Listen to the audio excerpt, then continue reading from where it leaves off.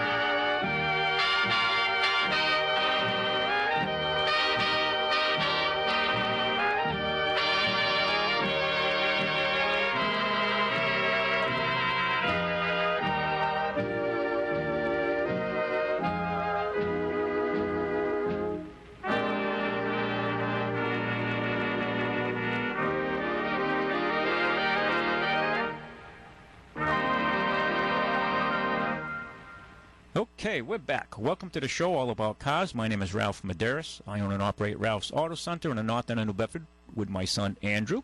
Ralph's Auto Center is 867 Church Street, just off of exit 5 off of Route 140. If you haven't been to us, you should take a ride up and come visit us sometime. We specialize in automotive service and quality used cars.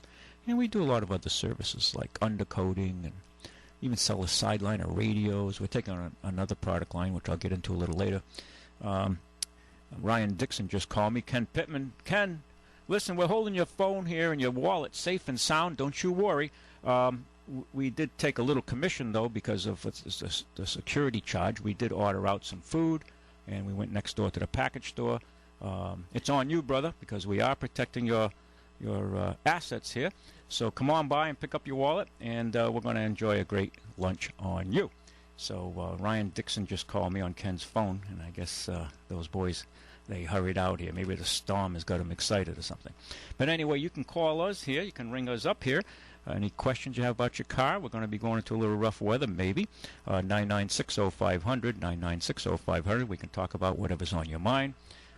You can get ready for the storm. I mean, it's just a storm. We're New Englanders. We're New England tough. But I don't know. It just seems like as the years pass by, I don't know. It just seems men are just getting softer, if you will. I mean, the old timers, when I was a young guy, they would just quietly get ready for the storm, and they didn't rush. I mean, yeah, sure, you had made sure you had batteries for your radio, and there was salt and sand, and your shovel was out, and you prepared the car if you didn't have your chains or your snow tires on already.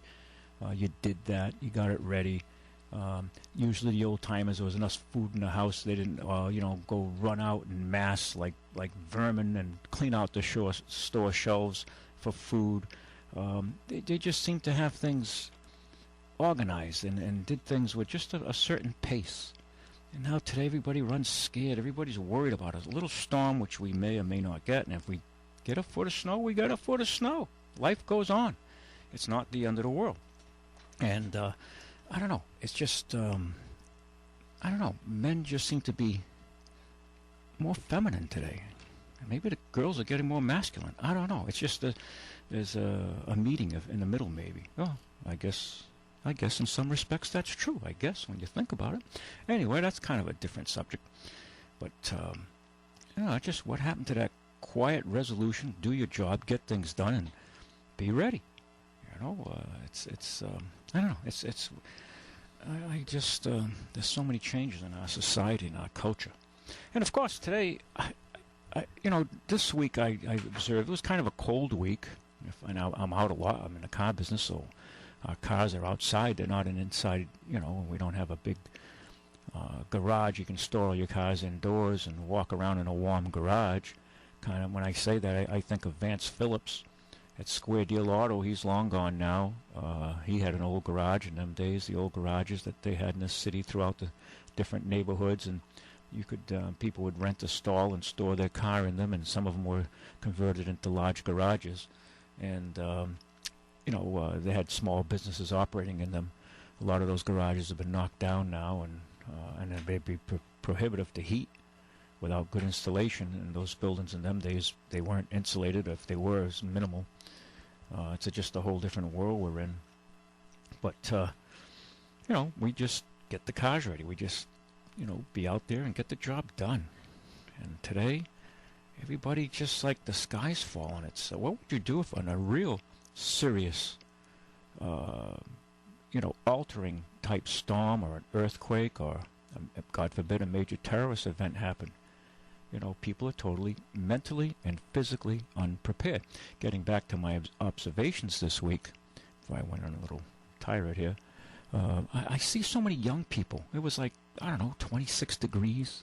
I'm driving around in different parts of the city and in the suburbs and doing errands and what have you. And I saw so many young men with shorts on.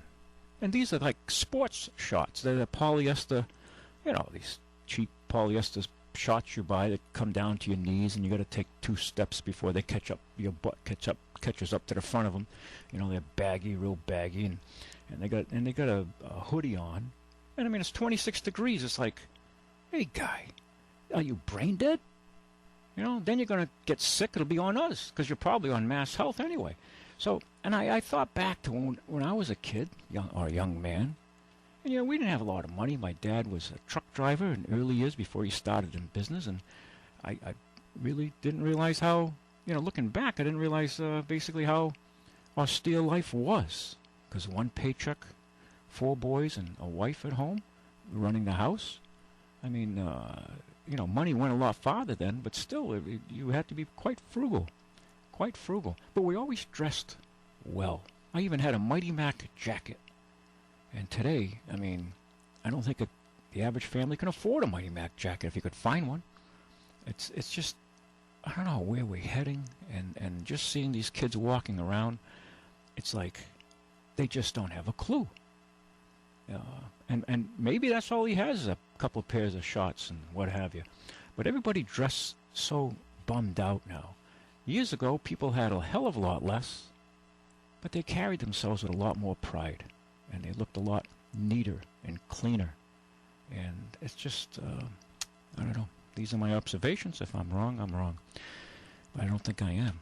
Anyway, give us a call, 996-0500, 996-0500. I'll tell you, if you haven't gotten a set of wiper blades from us at just $14.99, well, you're just in time to be too late with the storm coming.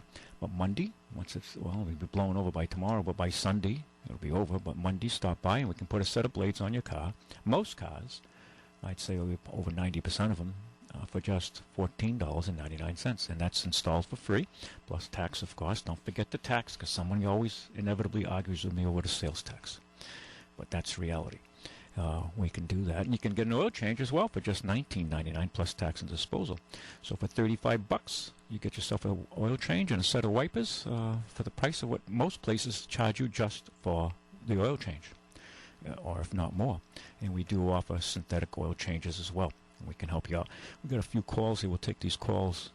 Very good afternoon to you, caller. Good afternoon, Ralph. Hey, how are you? Yeah, Ralphie. Billy. Yeah. Has he called in yet? No. I just tuned in. Oh, very good. Welcome aboard. Well, it's just starting to do a light flurry here in Rochester, and I'm riding at 32 degrees. Yeah. All hooked up, and I'm waiting. I guess we're going to get, I don't know. I've heard anything from 6 to 10 or 4 to 10 between now and tomorrow morning. Yeah. Well, hey, you know what? It's the way it is. That's nothing. I hope providing the power stays on. That's all I care about. Yeah, the power. There's a game. We got the game tomorrow. Yeah, it's a game. Yeah, it'll be fun. You know, it's a game. Well, something to do, you know? Well, you could read a book. But you were talking about, if you have a light, the old-timers having food. Yeah. They have that old ice box. They wouldn't even have ice in it, but they'd keep it in the cold entryway.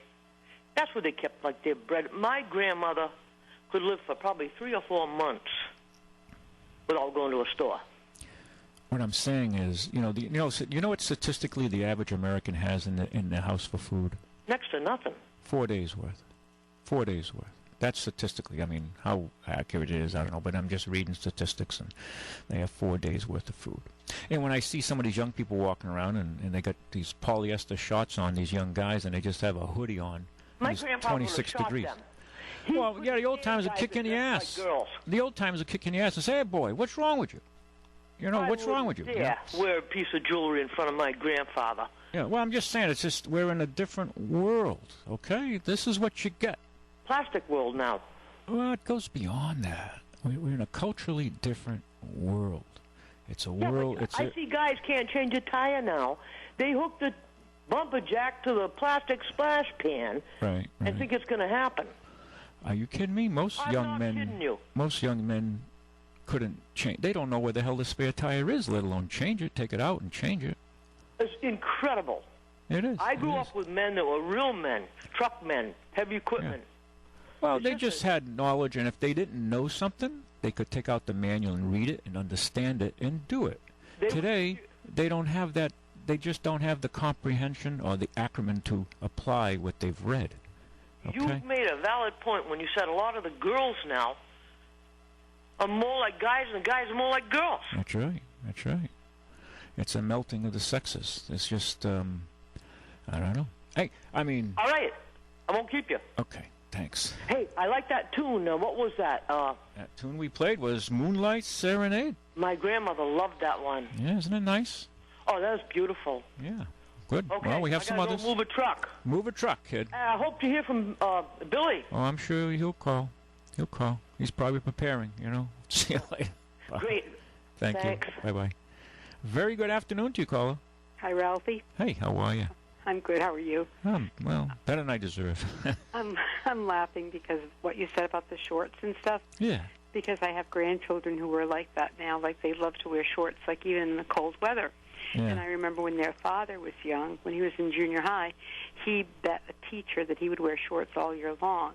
And I think he won the bet. He had very red knees on some days, but it was one of the things that we didn't think was like a big deal. Yeah, you can have fun doing things like that. But today it's just the way it is. Well, no one wears coats anymore. I know. Well, yeah, that's why they're sick, and then it's on us.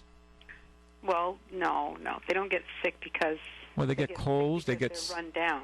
Well, but if you go out, I know. If you go out half naked and you get sick because you didn't bundle up, and then you get sick, it's on us, okay? But then you could go home and put potatoes in your socks, and it will draw the fever out. That's what my grandfather used to tell me. Oh, I never heard of that one, yeah. Yeah, my grandfather, who was Portuguese, said to me, have a nice glass of wine, like warm the wine up, and then slice the potatoes, peel them and slice them, and put them in your socks and fall asleep.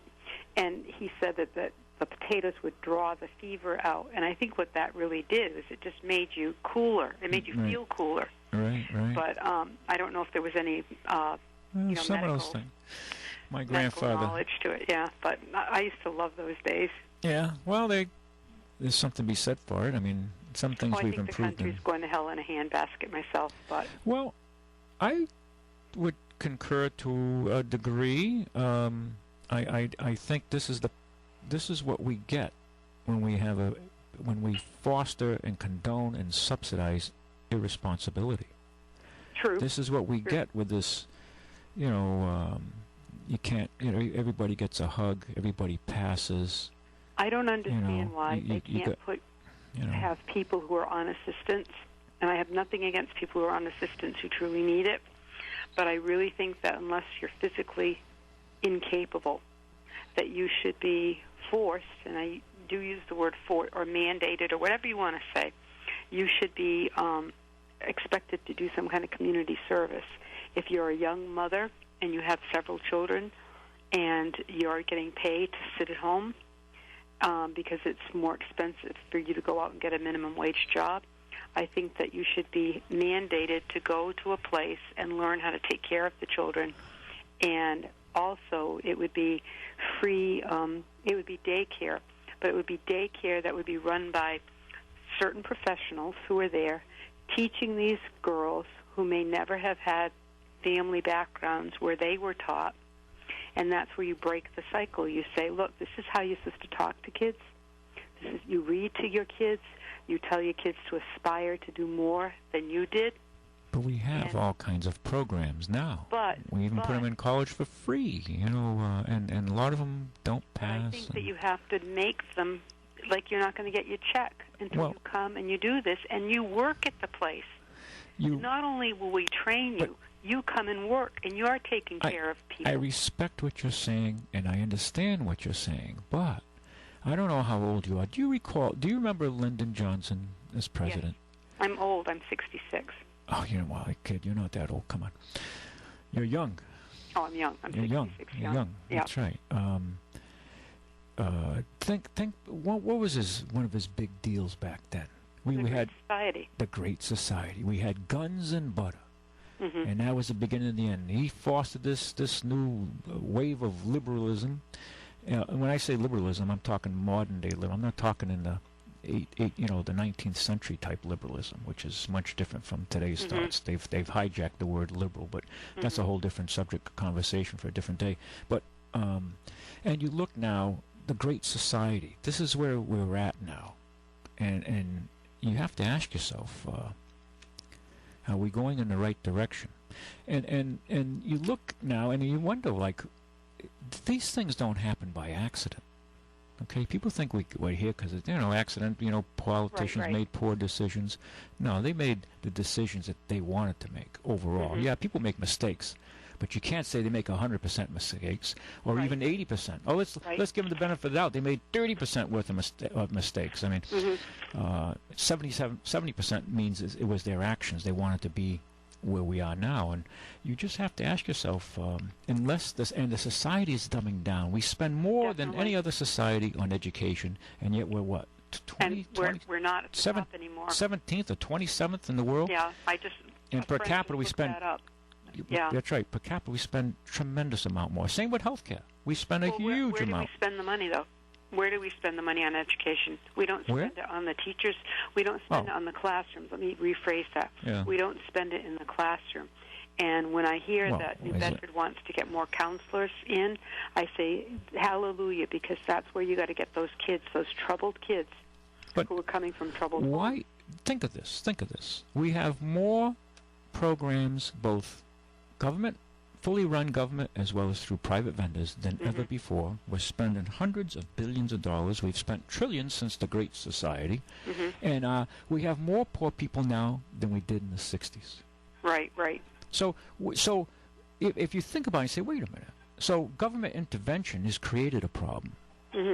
It's created a problem. It's personified the problem. Okay? Right. So I think we have to rethink how we approach our problems going forward. I'll let you go. You got a call? I do. Okay. Have a great day. Be safe. Okay. Matt, who's up? I think it's here. Who's up next? This line's dead, right? Very good afternoon to you, caller. Ralphie. Hey, Billy. Hey. How you doing? I'm doing all right. Yeah? Sound like you got a cold. No. No? Okay. No, I'm fine. Okay, good. How about you? I'm well. I can't complain. I've been a little tired, but that's life. You have to just work hard. And Who is that wonderful lady who wants to know if I'll make you a chump this weekend?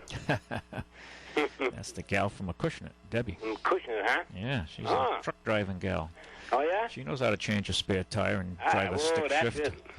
Yeah. How to shift them gears and double clutch. Yeah, your kind of girl, Billy. Yeah, I guess so, huh? Yeah. So, I know it's snowing, but did you bring anything in lately? Something that I would like? I don't know. Let's see what we got here. We can bring in different things, and some of this. I guess I see a car here. I haven't seen it touch down yet, but evidently Andrew's brought in a '01 Cherokee, a two-door. No, excuse me. Nope, this is another one we got. Okay, this one I have. It's a four-door Jeep Cherokee. Okay, what else do we have here? I got an '08 F-150 XLT quad cab, priced at $16,999, just under $17. Trucks are expensive. It's a nice running truck, though. Got a great little '04 Subaru Forester. You're not into Subarus, but they are a nice car, especially with weather like this. Priced at, this car's, it's an '04. It's priced at under $8,500. The '06 Dodge Ram is sold. That's been sent off. That left the area. The black one, I don't know if you remember that truck. That was a nice one. I drove. It was a nice quad cab Dodge. That's gone. We didn't have a lot come in. I got the 2000 Yukon. I'm selling for a customer. 2013. That's they're pricey. Yukons obviously are pricey. It's pretty near new. It's priced at just under $36,000. That for us is on the high side, but we don't stock that kind of stuff unless people want us to bring it in. But we do sell a lot of it. Right. We do sell it, but for our own inventory, it's we don't normally, unless we're picking it up for a customer, which we do that a lot. We pick up expensive cars for people all the time. Got a couple of nice Camrys, Billy. You'd like that Toyota Lexus, but this is a notch down being Camrys, but they're nice machines. An '07 Camry. With only 88,000 miles, priced at under $8,700, and an '04 Camry priced at under $6,000. A nice '06 Corolla with 96,000 miles, priced at under $7,000. That's very low for a Toyota. Another '09 Forester, fairly new. '09 Forester priced at under $11,000. A little Chevrolet Cavalier LS. That's a Chevy. That's the little Chevy. 4-cylinder automatic, 42,000 miles, priced at under $4,500. That's a good deal. Well, you ain't had any caddies or any electrics lately since the last. Those buyers don't. The old timers own those cars. I shouldn't say old timers, but people they usually stay out of the market in the winter months and come like from the middle of February onward. You start to see the heavier stuff come in trade. People, when the winter starts winding down, they think in the spring and they'll upgrade their machine, and that's when we get a lot of we get a little more of those cars coming in. So got an '04 Chevy Silverado. That's a new arrival. It's a little work truck, extra cab two-wheel drive with a shop bed. Nice little machine. 75,000 miles, priced at under $9,500. Good little truck. I was in that truck. It's a nice little rig for somebody who's wants a commuter vehicle, or if you own property and you want to keep your property up, or if you have a little business on the side. It's certainly a good value. Won't cost you an arm and a leg in taxes and insurance. Another Outback Subaru in '09, 87,000 miles, priced at under $12,000. We do a lot with Subarus. An '04 Wrangler, 84,000 miles, priced at under $15,000. 6-cylinder. Automatic. 6-cylinder.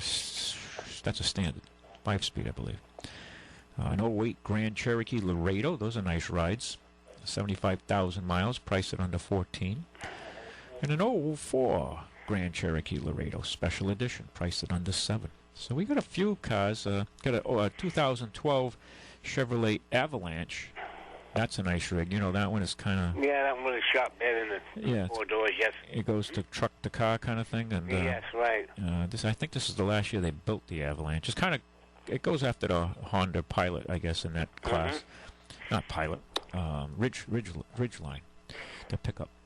It's an LT 4x4, of course, and that's priced at just under $30,000.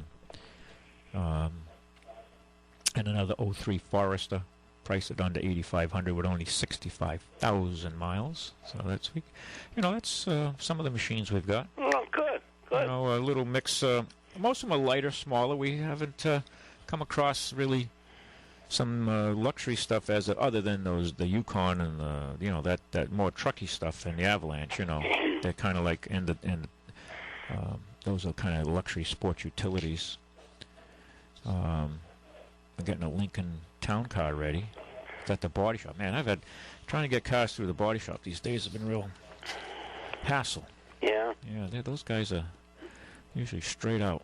But well, other than that, Billy, we've been working at it. We've been busy in service and patching people up and, just we're dealing with some, we're starting to deal with this new technology now. We've had to fix 2 cars with electric power steering. That's, these new cars now, they're not using the hydraulic pumps off the engine, right? With the hydraulic lines. You're familiar with that system. Yes, I am. Well, the new ones now, they use a little electric motor. Okay? And you move the wheel, the computer senses which, where you want to, what direction, left to right, starboard port, how many degrees, and the little electric motor reacts accordingly. That acts as your boost, if you will. And I'd love to replace that motor if it burns out. Oh, they're expensive. Yeah, we had 2 of them we've dealt with in the past. Oh, my God. Couple of weeks. Yeah, 2 of them. One on a domestic. That little power assist unit. Yep, one on a domestic car. Yeah, well, they're doing away with it because they put these. It's electric power steering. Yeah. And it's much easier. And I mean, the technology now, as they build more of them, it gets cheaper, and it's easier for them to assemble it because all they have to do is plug in a wiring harness down to the rack, and no hydraulic lines, no brackets to put on the engine. Think of all the accessories, the peripherals that they don't have to spend money on now, and labor. More importantly, the labor, be it an American labor, which is expensive, or Mexican labor, or Chinese labor, they still, reduce their labor, and, right. and that's what it's about. And then the bottom line is this: when these cars get out of warranty, it's on you, not them, and life goes on. And these modules are expensive. Well, Ralphie, to repair. There was 2 independents. There was 4 independents that they merged, right? 2 and 2 and 2 and 2. There was 4 of them. Yeah. Right? Yep.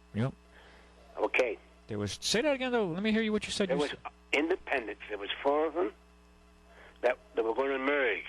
Yeah. The manufacturers. Yeah. Yeah, manufacturers. Mm-hmm. Now, the guy that was going to put this whole thing together, put the phone together, passed away. So they eventually got together, breaking up 2 and 2. Yeah. Right? Yeah. Now, in 1958, there was one company, the 2 of them that got together, but one was on the verge of just about sinking. Yeah. Okay? Do you know what it was? So and what they call this particular vehicle? And it's an ugly vehicle as far as I'm concerned. Really? Yeah. You got any idea? Was it just a small manufacturer? No, it was one of the independents. Yeah, of an automobile manufacturer. The 2 of them were independents from way back from the 1800s. Yeah. Late 1800s, early 1900s, right? Yep. Well-known companies. Yep. Well, the 2 that I think of in the 50s who were quite sickly because the competition was heating up and the cost of doing business, and one of them built I thought they really did some nice. They built some nice cars with nice fit and finish. One was Studebaker. Yeah. And the other was Packard. Okay, you got it, brother. What's that? You got it. Those 2 guys, yeah. All right, but what did they call this 1958 vehicle? What was it? I mean, What'd they call it? Yeah, well, You mean when they got together, they Air or whatever? You know what I mean? So when you're saying was it Packard and Studebaker? Was that the answer? Packard and Studebaker got together. Oh, that was the answer. What was the answer. What was the car that they came out with? Yeah, what the hell they named it? What was the hermaphrodite? What was it called? Yeah, it was strange. This is a strange vehicle. Not the Avanti. No. Okay, no. All right. This was a Packard. That was later. Put together with the Studebaker.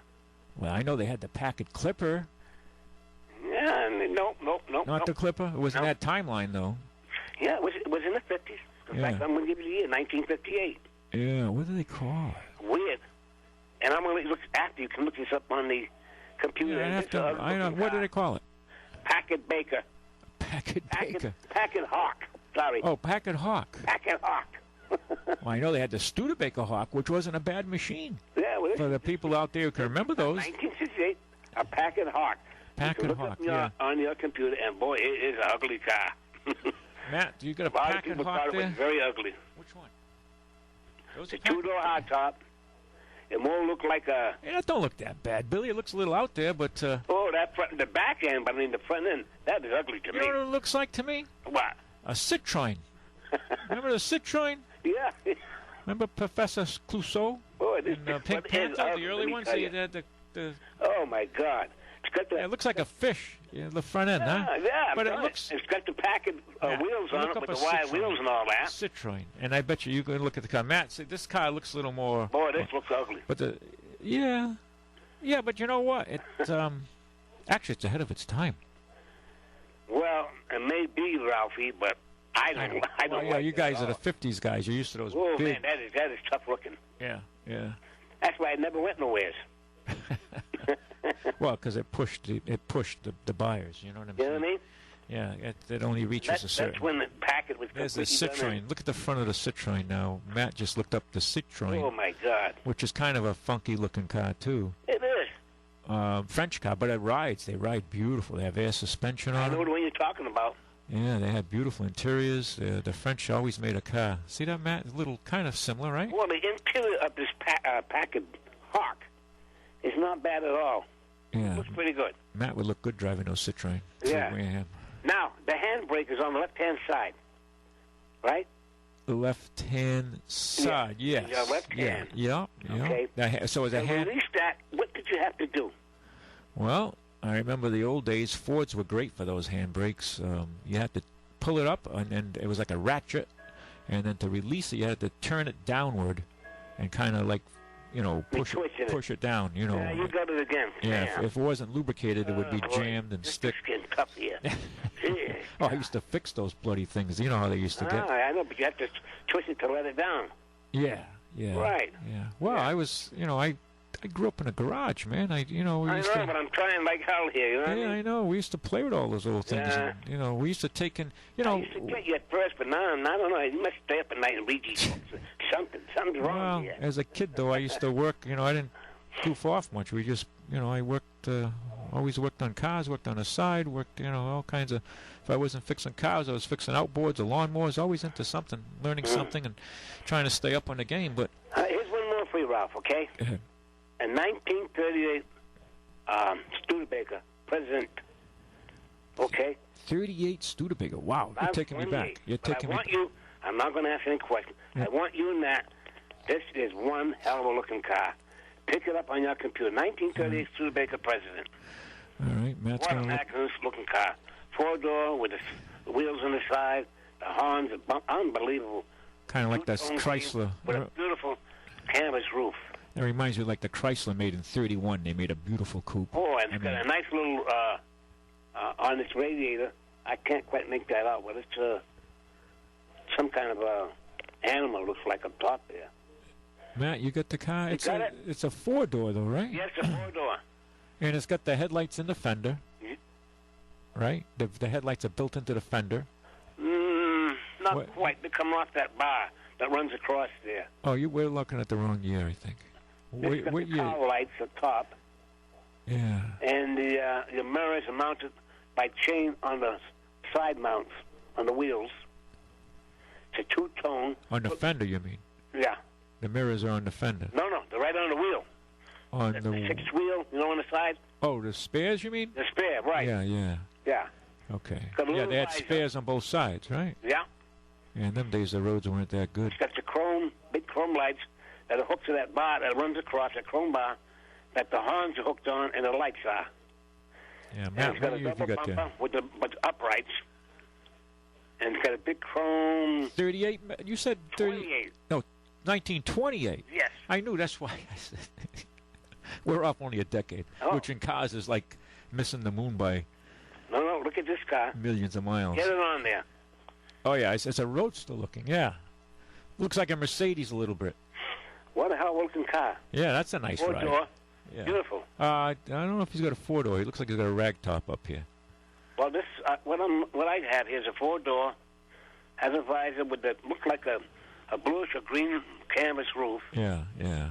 It's two-toned, green, and look like cream. And we got a lot here that they on pictures he's got there. They're restoring them. They look a little rough, but. But this car was for a year. Studebaker, an 8-cylinder.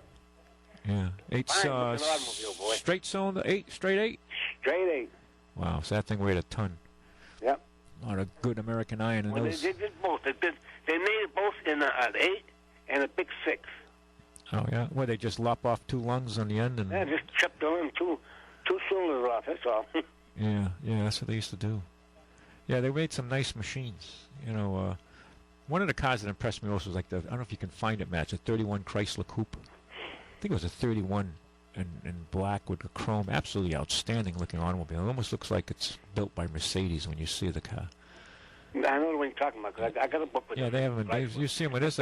You loaned me a book with all that stuff in it. Yeah, it's an absolutely beautiful car. I mean, yeah. Wow.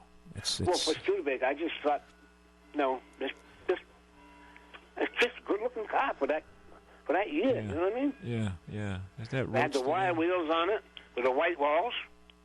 It's got a double chrome bumper with the bumper uprights on it. Well, everybody's going to be driving these little remote-controlled cars, and they're going to know where you go. And they're going to tax you on how far you go now. It won't be just on your gasoline. It'll be based on how many miles you drive a year. Well, I'm going to tell you what, okay? What I want you to do is you keep studying. Yep. But I got too many questions here. But next week we're going to talk about the moon car. Okay. The moon car. The moon car. Okay. I'm going to give you I'm going to give you a little lift up on it. Okay? Tomorrow morning it'll look like a lunar landscape here when you see all the snow on the ground. Well, yeah, no. This automobile was made started making in 1897. How many years you been at your house now? 48 years. So you remember the trains going by your house at night? Of course. Yeah, you remember that sound coming up the road. Yeah. And you'll be watching your TV, and you see a TV with a spark go across the screen because they had non-resistant wires and non-resistant spark plug, and it would emit RFI and affect your TV, and then you hear the snow tires with studs in them. Yeah, you'd hear the chains. I just ordered a set for a fella. Yeah? Yeah, he ordered a set of these new type snow tires. And you put them on all 4 wheels, and these were studdable, so we're going to put studs in the rear. This is for a Ford product like the Crown Vic, rear drive. And the cities and towns got rid of them because they should tear the roads up. Well, you can use them legally from November to April, end of April, if I'm not mistaken. Well, do you remember this? Joe Sterling's with the chain driven. The cars, you mean? You could hear them slapping as they went along. No, I don't remember that. I remember Rios with chain drive, but I don't remember. Sterling's had them too, the big dumps.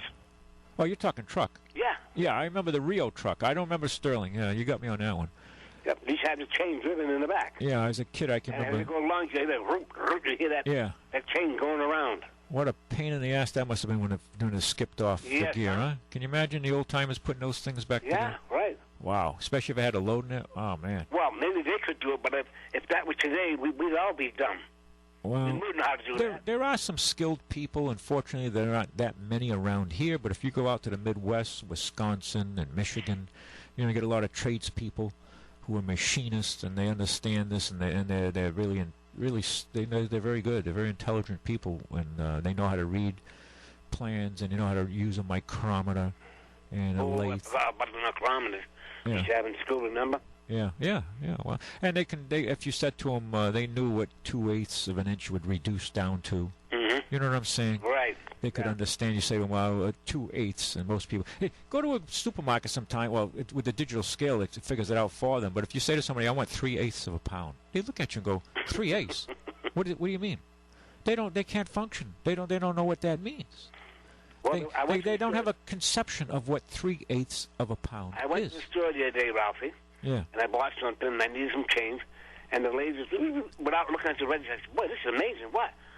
You didn't have to look at the register to tell you how much you got to give me. Yeah. That was amazing. Yeah. What do you mean? She couldn't figure it out, or she did? She knew. She did? And she was an American? Yes. Wow. And she went there, and I watched her, and I said, This is amazing. She said, why? Well, you should have complimented her because... I'll tell you how much change I got to get. Well, you already had it well, there. then she's got something going on. Usually the only place I see where they really get it down to is they got it down like you open your wallet, you're just taking it out of your wallet. They already know what you're going to do. Is they go to a Chinese restaurant. Mm-hmm. Bang. You got the money on the table. They know what they're going to give you. They just got to figure it out. I mean, it's just, they don't need this is amazing anyway. They don't need the calculator. Yeah, we're in a fine sort here. Well, that's life, my friend. All right, Ralphie. Thank you. Hey, stay cool with the snow and whatever, you know. Okay, Billy. Stay Catch safe. you later. Bye-bye. Bye-bye. I'm going to play a tune here. Tell me, and I'll give a set of wiper blades away. Tell me who what this tune is. Okay? Maybe who's singing it, too. Or not, the group. Here we go. It's appropriate for the weather. Yep. Matt. Okay. Here we go. It's a nice tune, actually. I remember listening to this for years. Kind of grew up on it. Appropriate for some people in the city. Неслышный в саду даже шорохи, все здесь замерло до утра. Если б знали вы, как мне дороги подмосковные вечера.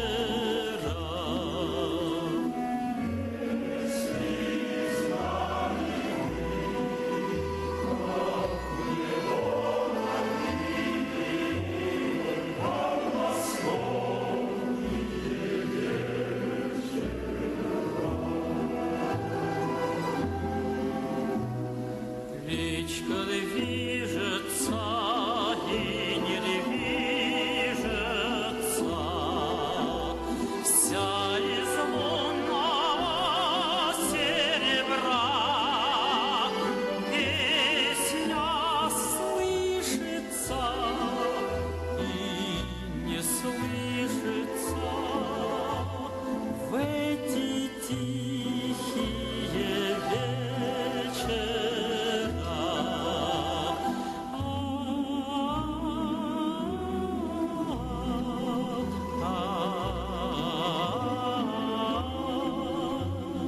В эти тихие вечера.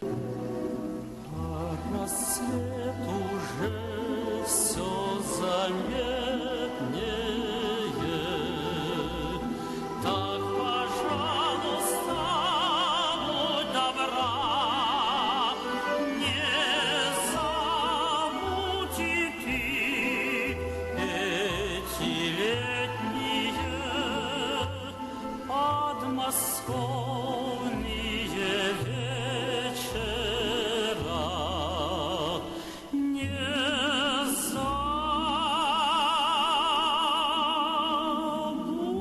и ты эти летние подмосковные вечера.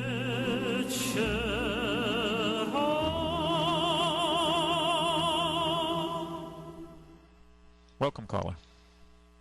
Hello. Hi, caller. You there? Hello. Hey. Hi. How are you? Pretty good. Have you got the answer yet? Nope. Go ahead. I don't know the Russian name for it, but it was a popular tune known. I didn't ever do this version. Midnight in Moscow.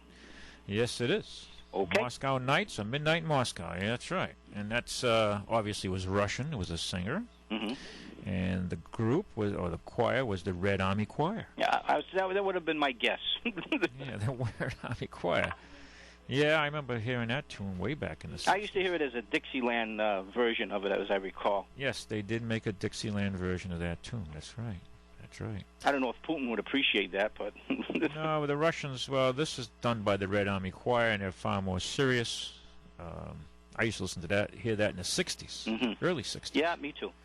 Any idea what the Russian translation of that would be? Is it Midnight in Moscow, or is it something else? Yeah, it's. I have. There's an English version I could have queued up, but this one is. It's a nice version. I mean, if you're having looking out the window, having a drink right now, watching the snow come down. Well, yeah, you feel like you're in Moscow. Yeah. Well, I guess it could be worse. You could be in a Russian gulag, yeah, or an American gulag. That'd be terrible. All right. You know, we have We have our versions of them here too. Mm-hmm. All right. Well, we're going to put you in for a set of wiper blades. You you know where we're located? Oh, I know. I've won wiper blades. I'd say a couple of years ago. Did you? Yes. Well, you do. What's your name? Bill. Billy. What kind of car, Bill? Hyundai. 2003. Sonata. Okay, 2003 Sonata. All right, so you know where it is. Oh, I know where it is. Ralph, I enjoy your show, even though I haven't called in a while. I listen all the time, and I enjoy the music, and it's too bad you couldn't do more of the music. Yeah. Well, I play just, they've been, they work with me, so that's good. Well, that's good. Yeah. So, but I try to play some unusual stuff. Yes. That people don't hear often. And, I told you, your tastes are much like mine. I told you this before. Yeah. What you play, I kind of like too, even though you don't hear it often. Yeah. Well, I'm glad you enjoy it. So, okay. All right. So, Billy, you got yourself a set of wiper blades, and you might be needing them next week. Okay. Stay warm. Yep. Bye-bye. Bye-bye. Very good afternoon to you, caller. Hi. I was wondering if you could explain to me how the anti-lock brakes work. Because before... Okay. That's a good question. Like before, when I came to a corner, I would, just tap the brakes lightly, and that seemed to work. Yeah. Now it seems like you just touch them and they... Well, today, lock. if you have but your car has ABS brakes or anti-locking brakes, you have those? It does. Okay. Well, in the old days, you would pump the brakes to coming to a stop before you had ABS braking, right?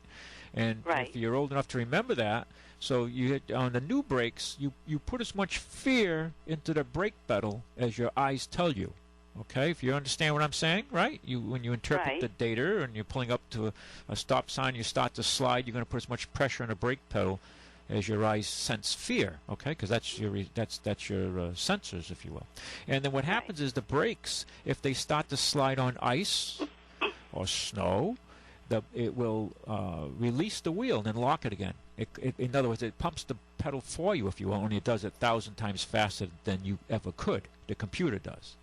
That's the concept behind ABS, anti-lock braking. So instead of I kind of lost you there. In other words, in the old days, before you had ABS, if you come up to a stop sign, you hit the brakes, and you locked up your brakes, you would slide faster. You would start to skate. You understand what I'm saying? Remember the old days? If you drove in the old days, you just tapped it lightly, and then you'd... But if you tapped it lightly, you're doing what the ABS does. You wouldn't lock up your brakes. Some people would lock up their brakes out of fear. They start to slide and they wouldn't release the pedal, so you'd take off like you're on skates. No, I don't do that. I don't do that. But now, I guess my real question is, am I supposed to have them on or off? Because there's a button that says put them on or that's put them your off. traction control. You can knock off your traction control. No, I'd leave it on. Leave it on. We can talk about this after the break, but I'd leave it on. And your ABS brakes work seamless. They were automatic, and sometimes they work if you have an all-wheel drive vehicle. I don't know what you're driving. It could be. No, I don't. I have a Kia Soul. Okay. Well, sometimes you'll have traction control. The ABS will work in reverse. We can talk about that when we get back. Thank you, folks. Stay with us. We got the news coming up in a few seconds. Catch you on the other side. Thank you for listening to All About Cars with Ralph Medeiros.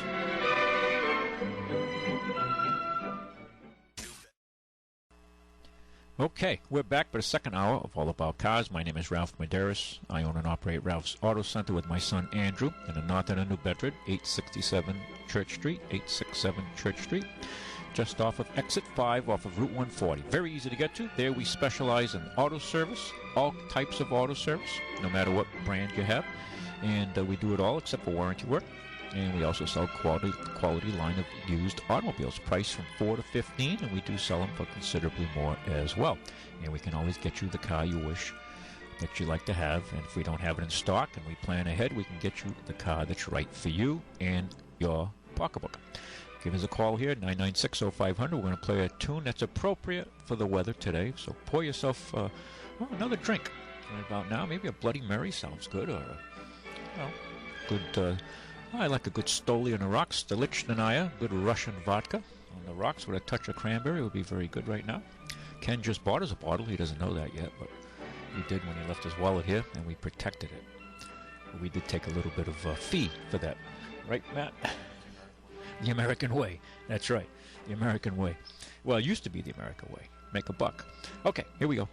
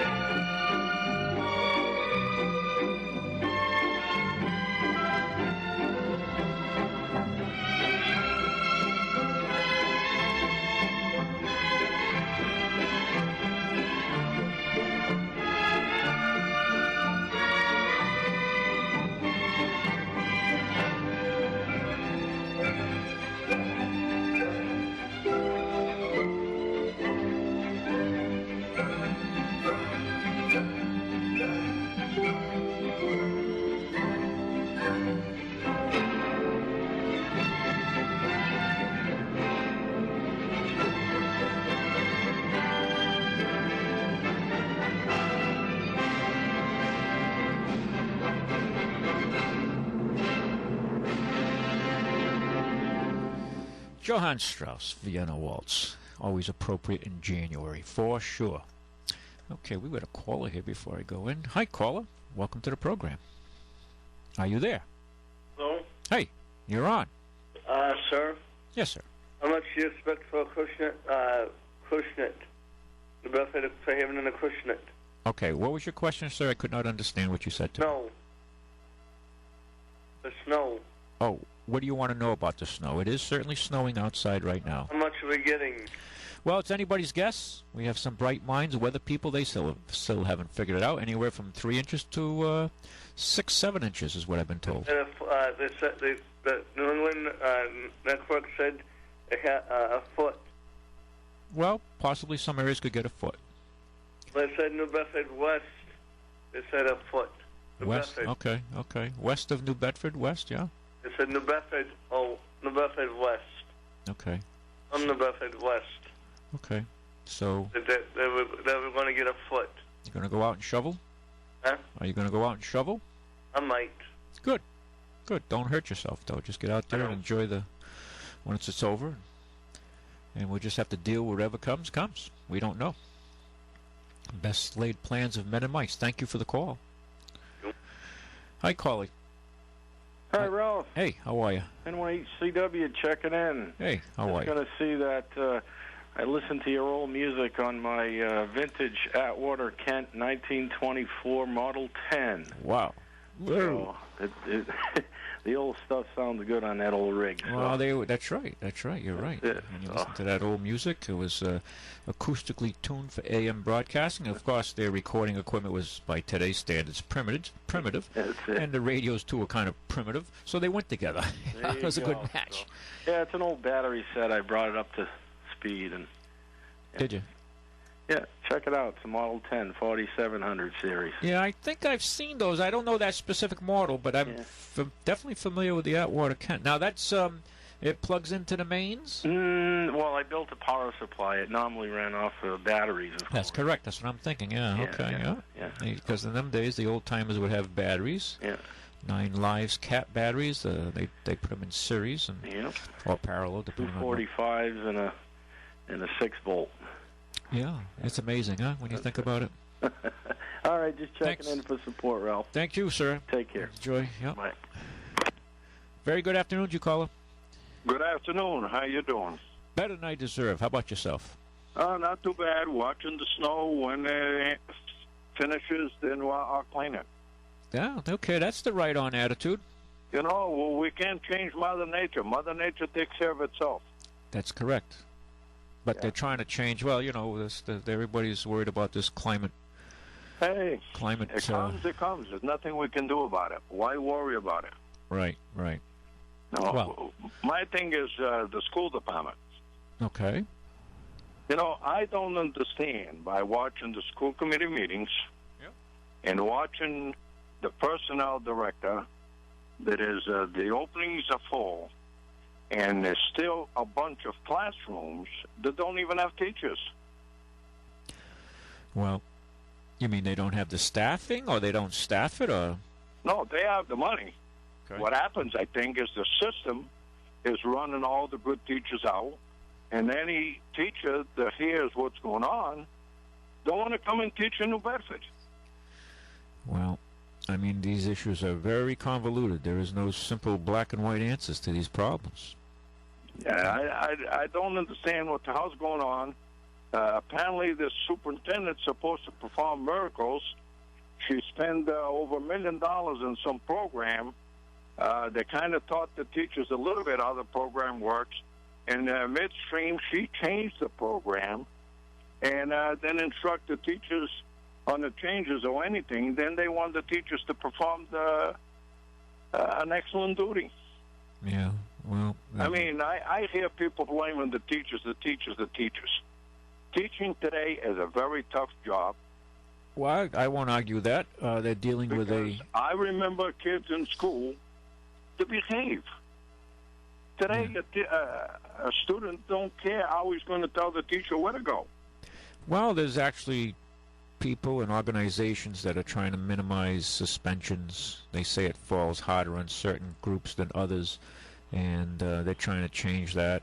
And there's a lot. I don't think they're going to. The way it's going, and it's been going since she's here, I didn't see any difference. The fact I see things going worse, and there's no credit given to the teachers. The fact wasn't that long ago. Standard Times had the Teacher of the Year, South Coast Teacher of the Year, in the paper, and it's very embarrassing for the superintendent and the school committee and the mayor. Yeah. They had a meeting. They didn't even acknowledge that teacher at all. Well, the Standard Times said they didn't. Yeah, I can't speak to that. I'm totally upset with the school committee, including the mayor. Well, go to the meetings. If one of your staff members, they get an award of that magnitude, and nobody on the board or on the administration, including the superintendent, didn't even acknowledge that lady. Yeah, that's very, very sad. Yeah, I can't speak to that. And that's why the system is not going to go anywhere. Well, there are some people working very hard to make changes in the system. Well, they are. It's not easy to make a change in any system, especially when you're dealing with the cultural issues. Now, I talk broadly about the cultural issues. They're dealing with it and trying to get traction in this environment. It's getting harder and harder. Well, yeah, I agree with you, but I mean, you can certainly show up at those meetings or write to your school committee members and express your views for sure, by all means. And I hope the Mr. Chris Carter, which I think is going to do a good job. The way I watch him in that school committee meeting, he's coming across going to be a good committee member. He's a bright guy. Yeah. But I'm surprised some of the members practically won the whole thing in and out of the schools, and there's nothing done. Don't even say much. Yeah, well, it's sad. Poor urban cities have a very difficult task before them. They're dealing with profound cultural, social issues. But we always had the social and the culture. We always had Cape Verdeans, Portuguese, all kinds of different people, different language, different ethnic groups, different backgrounds, and the system worked. But they made it work. Well, did it work? I mean, they're trying to try to get these kids now somewhat educated, so they come out, they're not functional illiterates. Back in the day when you went to school, I went to school, if Johnny couldn't get it together, Johnny just got his ass thrown out of school if he was a wise guy, because he got suspended or he quit. And then he could go work for Alden Corrugated on the loading dock or something like that, and he found out the hard facts of making a living. And also, today, back then, if you knocked up a girl, your old man grabbed you by the ear, and you'd marry that girl for the most part. Maybe it didn't last long, but you'd marry her. Today, forget about it. It don't happen. You're dealing with women who have all these kids, and, we're dealing with a much more fractured system. There's no. That part you are right, but let me tell you, I came to this country very young. Yep. I came at a very bad age that I didn't fit in the middle school. I didn't fit in the grammar school. Yep. Never mind going to the high school, but I went to every program there was at night. And worked your ass off. Fred Cole, Mr. Gannon, quite a few of them old teachers. They used to teach night school. Yep. And I attended every class good that for you. was scheduled for the week. Well, that's good. And it came to a point that I went and got my GED. Well, that's okay. That's good. You worked. But I don't see that effort being put out there to the public. Well, I seen a lady that went in front of the school committee complaining that her daughter or son had a special needs problem, big time. And I seen them promise her twice they would take care of it. The superintendent says, just call so-and-so, they'll take care of it. Well, they'll put you in the system. It's not the thing to say, call so-and-so, should take care of it. It's the follow-up. The follow-up is very important. Well, I know special needs today is off the charts, and there's some progressive minds are questioning why, and Very difficult issues. But I know I like to observe culture and trends, and when I'm seeing... It's frustrating. It's frustrating. Yeah, it is. It is. It is. And I think DOE cut up a deal so they didn't have to take over New Bedford. Yeah, take over New Bedford, the school systems. Well, they did for a little bit, didn't they? Yeah, they took over a couple schools, but they turned around and gave it to the superintendent. Well, back. When they took over those schools, that should have been given out to someone that had no clue of anything, had no connections with anything. Yeah. That person would have gone in as a fresh mind, fresh ideas. Right, right. No, they give it to the same one for the past 2-3 years and just get another 2 or 3 year contract. Hasn't done nothing. Yeah. Well, this lady hasn't proved one single thing. The fact when she's at the school committee meetings, and if it's something that she don't like, she comes across as a very arrogant person. Yeah. That's sad.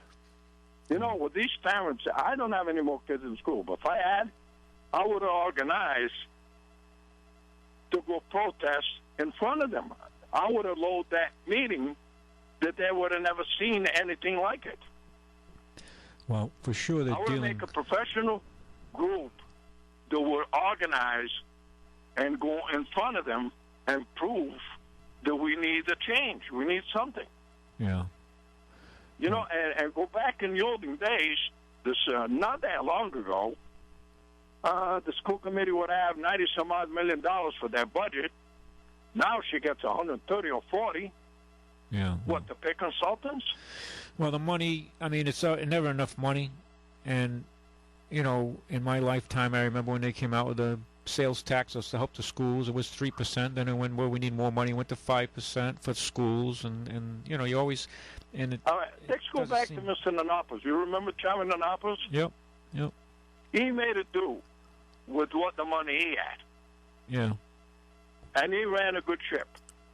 Yeah, he was not criticized too much back in those days, that I recall, anyway. He ran, and if there was a problem, he tried to address that problem as soon as possible.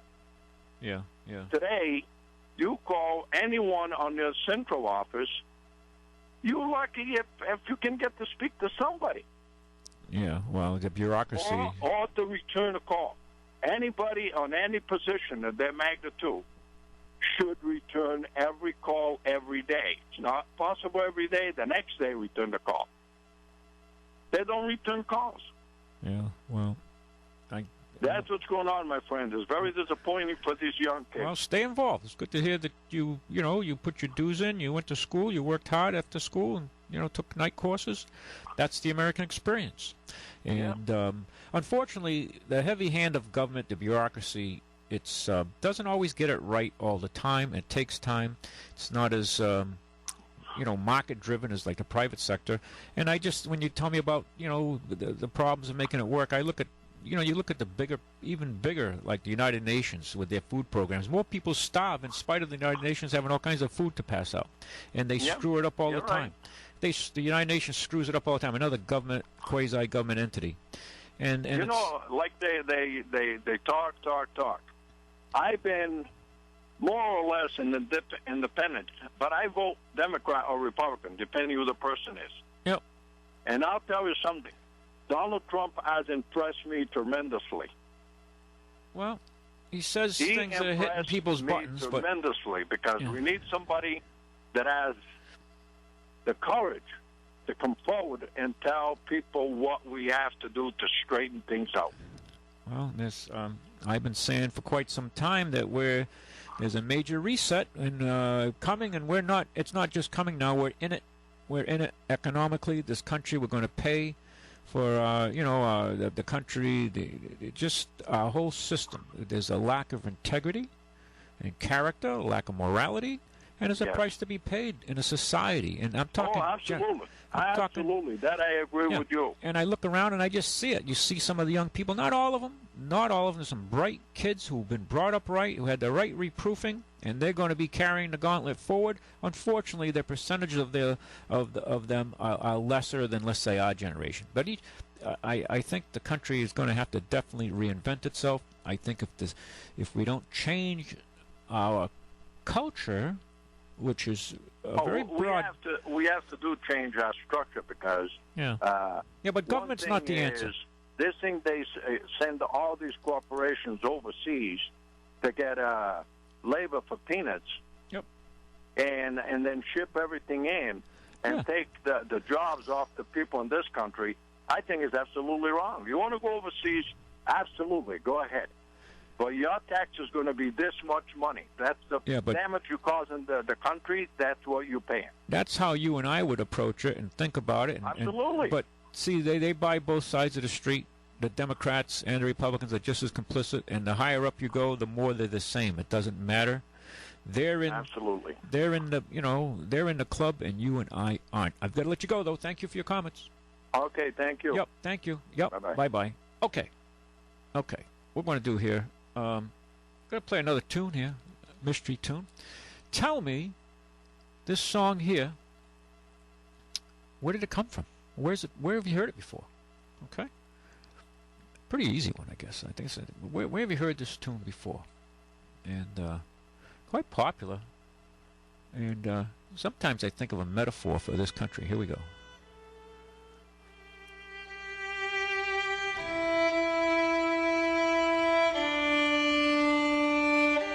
Give me a call, 9960500, if you know where this tune was played, or where it came from, or was commonly known for. Win yourself a set of wiper blades at Ralph's Auto Center in the north end of New Bedford on Church Street. Give me a call, 9960500.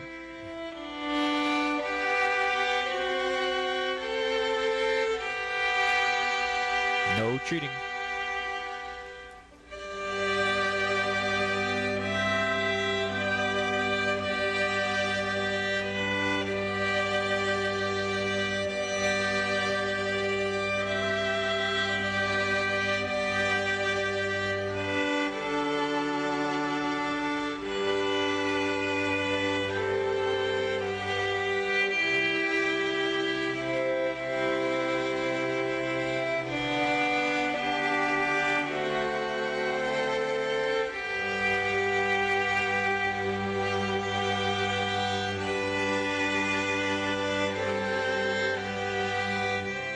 Hi, caller, you there? Hello. Man. I'm sorry, go ahead. Yeah, it's Marshall Conley. I'm sorry, go ahead. Ralph? Yes. Yeah, it's Marshall Conley, the piano guy. Oh, hey, Marshall, how are you? How's it going? Are we really so bad that you needed to play Nearer My God to Thee from the Titanic? Is it going that bad? Well, you're one guy who would definitely get it for sure. What are you doing back down here? I thought you left this area. No, well, I still get the building here. I'm still teaching here, but. Oh, you're teaching? Oh, I thought you were back up in Lawrence furthering your education. Working on my master's at Lowell. Yeah, Lowell. I'm sorry, Lowell. Yeah. Okay, well, have a great day. I just had to call in and say hi. All right. You need a set of wipers for your Volkswagen?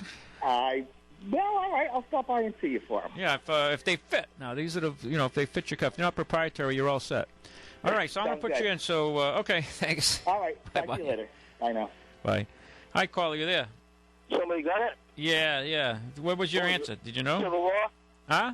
What was it about the Civil War? No. That was a tune that was played on the Titanic. Oh, okay. All right. Thanks. Okay. Yeah, bye. Hello. Are you there? Hello? Well, they got me on. I can hear the background noise, but they're not picking their phone up. Are you there? Okay, got to let you go. All right, drop. All right, well, that was reportedly the last tune played on the Titanic as she was sinking. Okay? I hope it's not a metaphor for our country. We don't get our act together. And, it's unfortunately sometimes makes you wonder about the future here. I mean, this country survived some tough times, but I think, the communists used to say, and still do, at least the Soviet communists, that we would rot from within. And I guess there's a lot to be said for that, right? Our institutions are failing us, and we have some serious issues. We have to reinvent ourselves. Okay, we got a caller here. Hi, caller. You there? Ralph. Yes. Wasn't that Nearer My God to Thee? Yes, it Didn't was. They play that on the Titanic? Yep. Yeah. Yeah, you're right. Okay, yeah. I kind of thought so. It sounded good hearing it. Did you? Yeah. Well, I appreciate that. Yeah. So his fellow Marshall called and he had mentioned that. Of course, he's a piano teacher too, so he. He would know that. Yeah. Sure. So he knew that. He's pretty knowledgeable. But yeah, I played the tune. It's reportedly the last tune played as the ship was sinking. Right. And it was a young fellow who Wadley. Well, I'm trying to. I can't pull his name on my mind, but he was like 23 years old. Yeah. It was an 8-member band, and I have that on vinyl. Do you? I have an album, and that's on the album. Yeah, it's a beautiful tune. You know, I know. It's when it's played like that, that's when it's so pretty. Yeah, it's a Christian hymn, actually. Oh, absolutely. Yeah, I know. We sing it in my church. Yeah, so 1,500 souls. And he went down. He had an opportunity to go on a lifeboat, but he didn't. Yeah, no. He had other people go on, and they were young guys. Because men were men and women were first. Women and children were first. So. Yeah. Well, there were some scoundrels, too, who got on who were men. Yeah. Oh, well, but because human nature is human nature, in any time that you were in, there's always the good and the bad and the ugly. Yeah. And, you know, I think there was a little bit more, maybe a little more integrity and character. It was expected and bred. But you never know under those circumstances how people are going to react anyway. Absolutely. Absolutely, when you're tested to that degree, right? Yep, you're right. And you know, that was certainly a test. 1,500 plus souls perished in less than... Especially at nighttime and... 3 hours. Mm-hmm. Yeah, that geez, I mean, when you think about it, huh? Here, I have a book of the sinking of the Titanic. Yeah, very, and the Lusitania, too, in World War I was also torpedoed by the Nazis. Well, this, obviously, the Titanic had an iceberg. Well, but, Second World War, with the Philippines, that great big ship that had all those sailors on it, that went down. Yeah, well, Lusitania, too, was it not the Lusitania? What am I saying? Yeah, Lusitania was was sunk by a torpedoed U-boat. Yeah. Life goes on, huh? It's crazy when you think about it. All right. Well, I'm glad you enjoyed it. Oh, yes. Yep. Thank you much. You're welcome. All right. Bye-bye. Hi, caller. Welcome to the program. Hello. Hi. How are you? I'm a new caller. Oh, good. Oh, thank you for calling. Since you're talking about the Titanic, I'm 72 years old, and I'm looking out my window. I'm in a basement condominium. Yeah. And I'm looking at the snow. Yeah. And you brought it to my attention because I know they hit an iceberg or something. Correct. I'm looking out my window. I'm feeling like I'm on a ship because we got a bad storm coming ahead, right? That's what we've been told. It's a pretty bad storm. Well, in January, they're all... I like calling your station. I can communicate with you people. Sometimes I'm by myself, and I just love talking to somebody. I hope I'm not intruding on your privacy, but I just like talking, and I'm warm. I'm comfortable in my house. I'm looking out the window. I'm in a basement pot. I'm looking at the snow, and I wish everybody the best day of their life. Good man. All right. Well, you keep listening. Well, maybe we'll play. Thank you for accepting me on your show. Well, you're entirely welcome. You be safe. God bless you too. Yep. You be safe. Thank you. Thank you very much. Okay. You know, I've been negligent here. I'm not doing my job. Today being January 23rd, the good news is 1 month of winter is gone. As of the 21st of January, 1 month of winter is gone. We have just two more months to get through. Actually, less than that because today's the 23rd. And the good news is sunrise was at 7:04 this morning. We gained 4 minutes from last Saturday. But the better news is this, that sunset, of course you won't see it today, is going, unless you're in an aeroplane, but sunset's going to be at 4:47. We gained 8 minutes, 4:47. Okay, so it's, well, what the heck, that's almost 5 o'clock the sun is going down. We gained 8 minutes. 8 minutes we gained in the evening from last Saturday. So 12 minutes of daylight was gained. We're up 12 minutes. I think last week it was like 10 or 11 minutes. So with the pace of change for us is improving. Okay, the tide of light is starting to rush back to the northern hemisphere. Of course, you look out the window, you say, this guy's nuts. What's he talking about? You know, the facts are, when you get really depressed and we're in the throes of winter, the good news is things are changing. Even though your eyes tell you it's not, the facts are the days are getting longer. We've gained 34 minutes from the first day of winter. That's the good news, okay? 34 minutes is on our side of the ledger. So the tide of light is rushing back to New England. Low tide was already, well, actually low tide has just taken place. It was at 1:23 p.m. 1:23. So it's just some places is still low tide. Okay, the tide's just about to change. High tide will be this evening at 7:24, just in time for those nice strong nor'easter winds blowing the tide up further, and to tie in with the full moon. The full moon will officially arrive at 8:45 this evening. So we have a convergence of energy that's taking place. And it'll be all around us, okay? With the high winds, the energy coming up, all the snow, the full moon, the gravitational pull, the high tides, all the influences of all that energy of the water on our side of the world here in little New Bedford.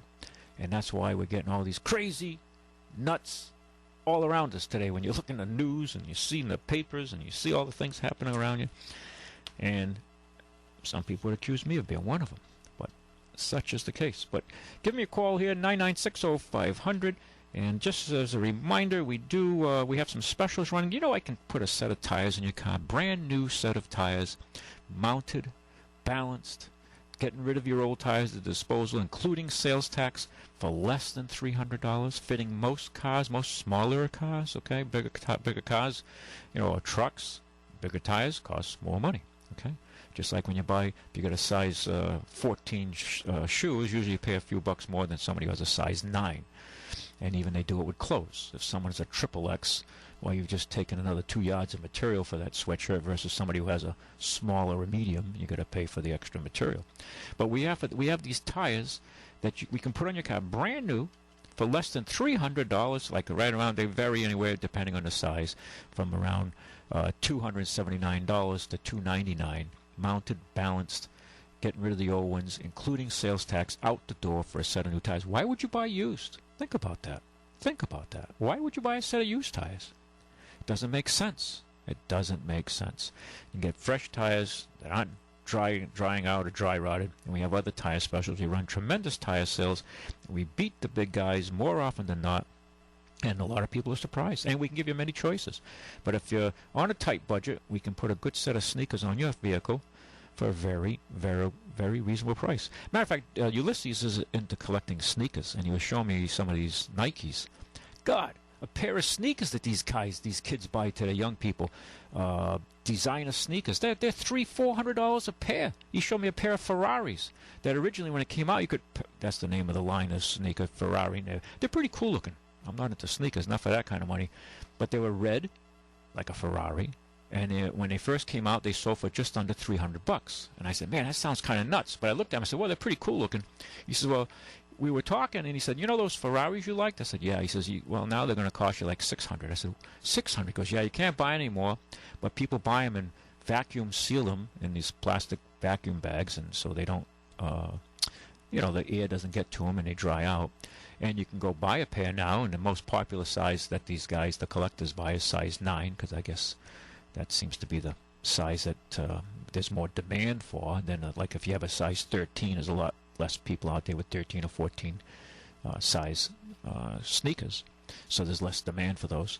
And I couldn't believe the prices of sneakers, okay? So I can sell you 4 sneakers for your car, brand new tires, with a hell of a lot more rubber in them, for pretty much the same price as a relatively inexpensive pair of Nike collector sneakers. It's crazy, but that's the facts.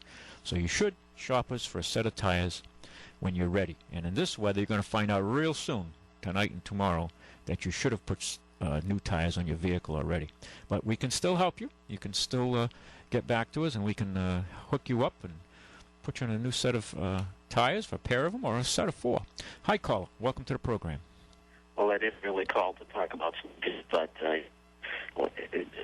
a friend of mine, his son, the son is probably in his 20s. He almost got robbed one time trying to sell a bunch of those sneakers, and ended up with the police at his house. They were just so expensive, I guess. Yeah, they are. They're collectors, and the kids, like they used to beat you up for jackets, they'll beat you up for those sneakers too. Yeah. Yeah. Well, anyways, I was watching a show on TV here, and I noticed the autonomous car. I knew they were working on it, but I didn't know you could actually buy one already. It seems that like the Tesla there is for sale, and it is an autonomous car. You can either drive it or you can put it in that mode and let it drive itself. It's semi-autonomous. I don't know if it's fully autonomous yet. On a Tesla, yeah. I know they're all moving forward. They have some bugs, though. They're still trying to work it out. There's a lot of complexities involved. A lot of complexities. It's not a cheap car, so I don't think you and I would be buying one. It's like $100,000. $120,000, yeah. Yeah, it's over $100,000, yeah. Beautiful car, though. I mean, the Teslas. Yeah. You have to give them credit. They engineer some fantastic automobiles. They really do. And the way the battery pack is molded into like the base of the, let's just say like the under tray of the car, you know. Yeah. It's just wow. You wouldn't even know it was there. Probably you would just think it would be like where the insulation or something would be in the car, and that's the battery pack. So what do you think? No, it is. It is pretty cool the way they've. No, the engineering is fantastic. They've really, they really pushed the envelope, and it's an American designed and engineered car, and they've done you have to give credit where credit's due. Elon Musk has done a good job. Well, look what he's into. He's into the space. No, he's a high energy guy and very technical, and but it's going to see how these autonomous or these auto-piloted cars work out.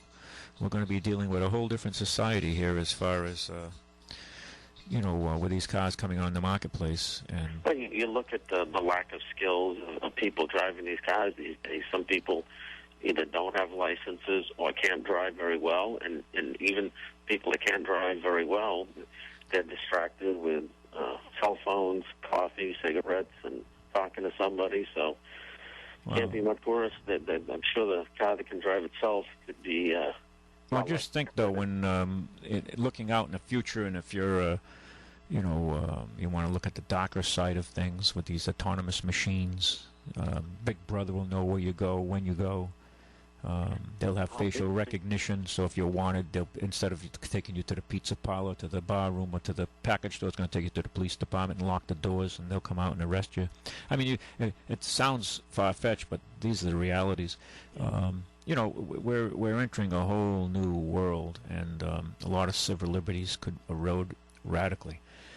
That's why we'll all buy a second used car from Billy there. So yeah, you're going to be buying with the EMP. Right. That's exactly right. That's exactly right. And when Big Brother comes to get you, we just jump in our old car and we're all set. Well, all the survivalists want a car that has points and condenses, because it will start if there is, obviously, if it doesn't happen on you, but if it happens 100 miles away and there's a, God forbid, an atomic explosion, your car will still start where all the others will not. So I got to let you go. We got other calls. Well, if you're fried, though, you won't. Well, no, if you're a couple hundred miles away, you'll have to deal with the realities. Nice talking with you, Ralph. Yep, thank you. Bye. Thank you for the call. Hi, caller. Are you still there? Hey, Ralphie. Hey, how are you? Oh, the storm brings everybody out, comrade. The storm brings everyone out, comrade. That's right. I played a tune for you earlier, but you didn't respond to it. Oh, yeah, I must have been doing something else. The Red Army Choir, Moscow Nights. Nice. Yeah, you'd enjoy it. In lockstep. I think we're oversaturated with too much TMI, too much information, especially with the snowstorm. They make it, listen, everybody's in entertainment mode 24/7. It's constant entertainment. If it's a storm, it's a storm. If it's a game of basketball, football, hockey game, sports game, everybody. Too much information. Everybody's got to be entertainment mode, and then obviously you got to make sure you buy your potato chips and ice cream and beer, and everybody's into entertainment and constant, exciting of the senses. And let's go check the storm in our van, and she's tracking it. It's like, and you see the person out, the 100-mile-an-hour gusts, and they're out there. It's like, no, you stay home and don't go out, but I'm going to go out on it and be an idiot. Well, I'm sure if we go out and drive around, we'll probably see some idiots in shorts and just a hoodie on, walking around with no gloves, probably smoking a cigarette, looking real cool. I mean, it's just, this is where we've come to, okay? We have people who have their minds have been genetically modified, okay? Their brains, their genetically modified brains. And these are the results. This is the results of our great society. Okay? Oh, yes. You see a future in this? God forbid. I hope when my time... I don't know. When I retire, I hope there's some dough for Social Security because... oh, you'll get your money. It'll be worth crap. I mean, they're going to send you a check for $2,000. They'll just buy you what $50 buys you today. That's all. Think of it that way. The government will deliver. They're going to deliver. It's just paper. What are you going to get? The way my Republican went through this, read history. Read history.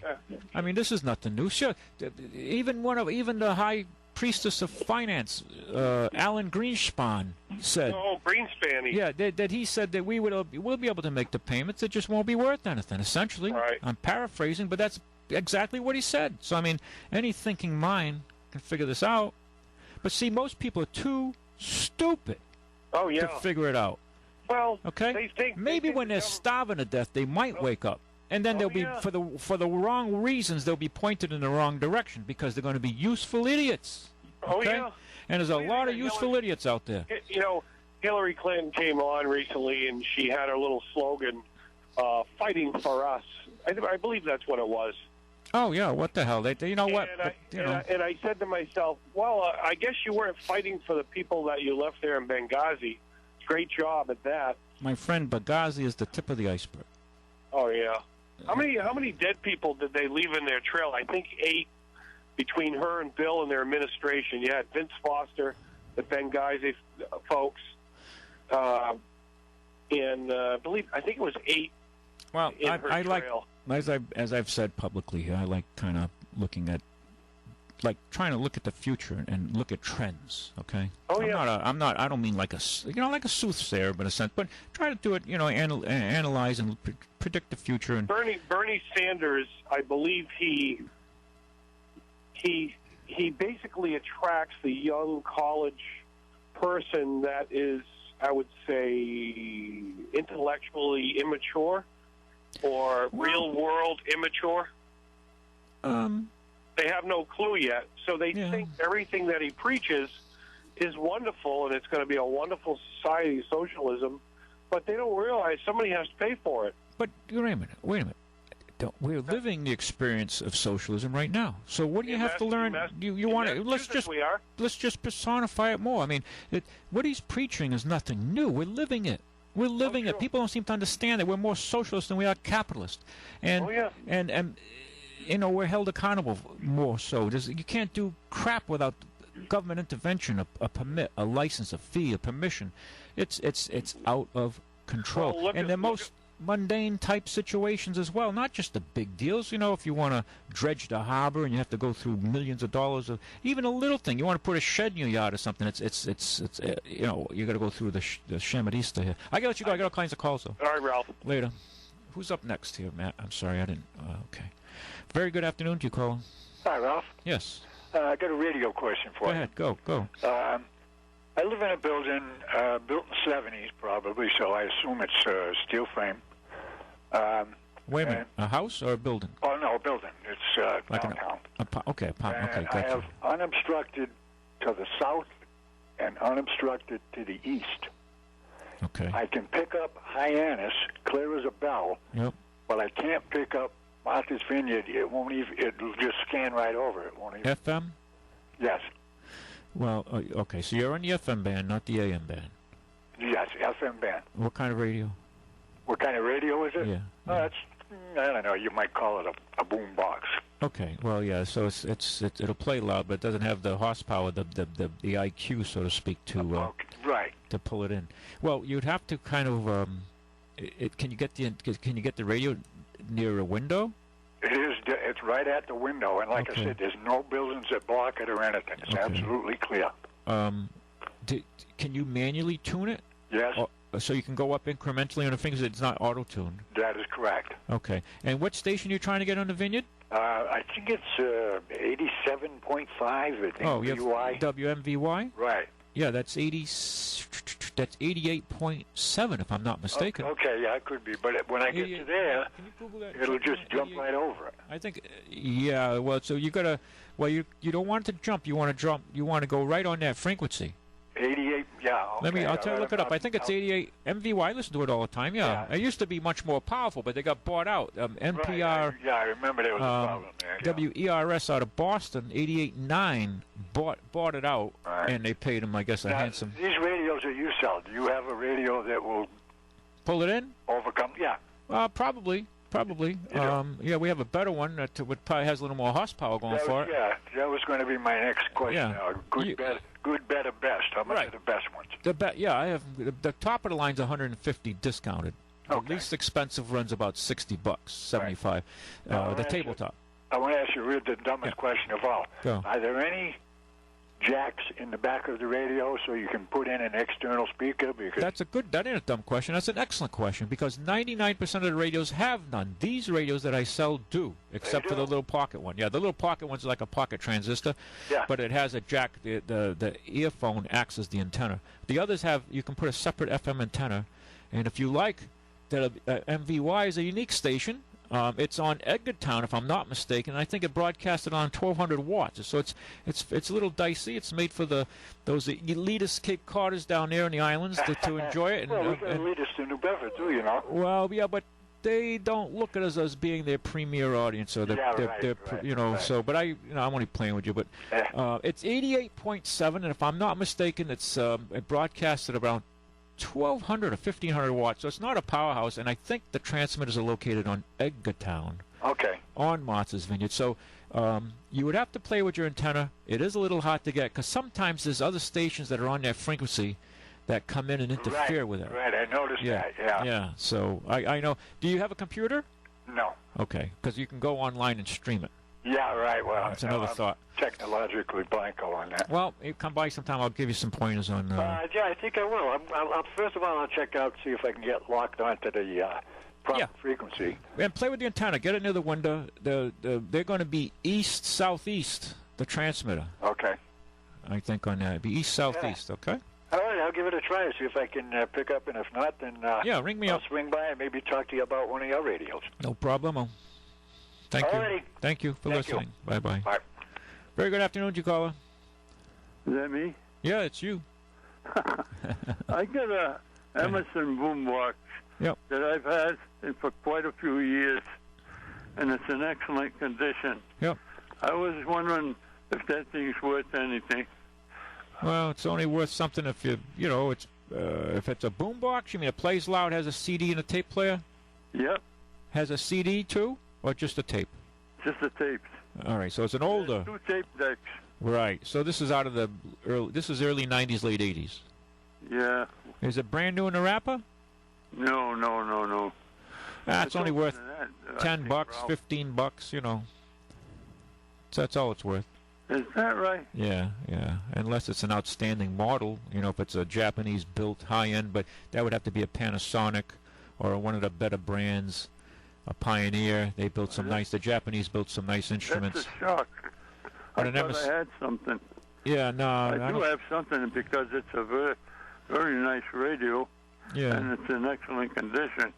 I mean, I could look at it sometime and give you broken. I'd give you a better appraisal, but it's fairly generic. The Emerson brand it's not an old one now. It's a relatively new radio, right? No, I've had this for a good 15 years or more. Yeah, but it's either built in Hong Kong or China. Probably not. That I don't know. Yeah, probably not Japanese. Japanese built some better instruments. Yeah, but no, there's no gold bars inside. Nope. Oh crap. Yep. Life's depreciating, my friend. You ruined my day. I was going to go out and buy a Ford. Life's depreciating. Every day we get older is one day closer to checkout. Tell me about it. I'm 90 years old. Hey, God bless you. God bless you. Well, then, you got. Well, I guess you enjoy some of the older tunes I play. Oh yeah. Good. I was the big band era. I used to love that. Saturday nights. God, the name escapes me now. But they had a program that played all the big bands. Good. And I really used to enjoy that. All right. Well, thank you for calling. I appreciate you calling us. But I'm sorry I had to be the messenger of bad news. The radio is worth, it's maybe worth $20, you know. Yeah, $20, you know, that kind of deal. So depending on the condition. I wouldn't even tell them the time for that. So that'll buy pretty soon $20 will buy a cup of coffee. So you can with $20 you can buy about 4 cups of coffee at Starbucks. No, I ain't going to sell it. I'm only kidding. Yeah. Okay. All right. Thank you. Very much. You're welcome. Bye-bye. Hi, caller. Very good afternoon. Ralph, just quickly. Yep. You're dangerous. You're dangerous, my friend. Why? You got me sitting here listening to your good program, getting me thinking, and that's always. Oh, good. Now, Ralph, a while ago you said, I think you said, I'll try to be quick. I think you said, based on your chart, sunset a week ago. Sunset last night was some number of minutes later. Last Saturday, we gained 8 minutes from last Saturday. Right, I know. You've gained 8 minutes in total, but you said also that we gained 12 minutes in total. 12 minutes in total. There was a discrepancy of 4 minutes. Correct. The sunset a week. This last one was. I think you were saying this last sunset was 4 minutes later. And then you didn't. And then you said that sunrise today, or whenever the next one, or all right. the one well, let me is not also 4 minutes. It's like another 4 minutes. No, well, let me clarify. 8 minutes earlier. Maybe I misspoke. But no, I think you are. I get the picture. No, but my question is. Go ahead. What the hell is the difference? You get me thinking. It could only be. Why is that always happening? That happens on every 2 measurements of sunset and sunrise compared to. Roughly a week ago. Is it because in that 8 hours between sunset and sunrise, the Earth is moving, so the sun is casting a different shadow on the Earth? Is that what it is? You mean why we're gaining light? No, not why we're gaining light, but why we're gaining in different amounts. Oh, for evening versus... The Earth, during that 8 hours between sunrise and sunset, is still moving. It's moving 8 hours worth of motion. Well, it changes... The sun is casting... At this time of year, it's casting an earlier shadow. I got to be frank with you. An earlier light cone on the Earth. Yeah, the mathematics involved. I'd have to be an MIT graduate. You're a sharp guy. Yeah, no, I'd have to be an MIT graduate with a doctor's in mathematics to graduate from UMass Dartmouth. So that's good now. They're astronomy department. Yeah, to explain to you, but essentially we gained 4 minutes. From last Saturday in the morning, and in the evening we gained 8 minutes. 8 minutes, yeah. So we gained 12 minutes total. Why but I can let you go. Discrepancy in the time of gain between? Well, it varies. Sunrise, sunset, and sunrise. And I'm saying right there, it's built in. It must be built into that 8 hours between sunset and sunrise. Of the Earth moving, it's still moving. Must be somehow due to that. I'm going to send a text to God and ask him, how the hell did he figure the math out here? I'm telling you, Ralph. And the other thing I'm thinking, to make another joke, if I can. Go ahead. It's good that I don't have a cell phone, because if I was, well, it's good also that it's a snowstorm, because if I had a cell phone and I was driving in the snow, I would have my hands off the wheel, making my fist a ball being the sun and the other fist being the Earth, and seeing where that shadow of light cone of the sun goes on the Earth. And it would be a bad. I got to let you go, but you can go on computers and look it up. They have virtuals. I don't want to. I'm just saying. I got to let you go. I'm running out of time. We figure it out. Okay. We figure it out. Right. Thank you for the call. Bye bye. Bye. Folks, I'm running out of time. I just want to say, don't forget us when it comes to oil changes. We inspect your car thoroughly when you do an oil change, so if you need any work done on it, we will tell you. We don't try to oversell you. We just tell you what we find when we do an oil change. So it's more than just an oil change. We inspect the car. We look at the tires, the ball joints, the suspension, all those things. We do undercoating, something to think about. We're in the middle of winter now. We do the fluid film, which will protect your car. It can be put on now. It's very inexpensive. Starts at $200 for most cars. You should seriously consider it if you're going to keep your car more than 3 years. And we have a lot of other specials, quality used cars. Go to ralphscars.com, ralphscars.com. Catch you next week. God bless. Be safe. And just enjoy the storm. You know, that's not the end of the world. Life goes on. And we'll go from there. Okay, folks. Bye-bye. Check us out at ralphscars.com.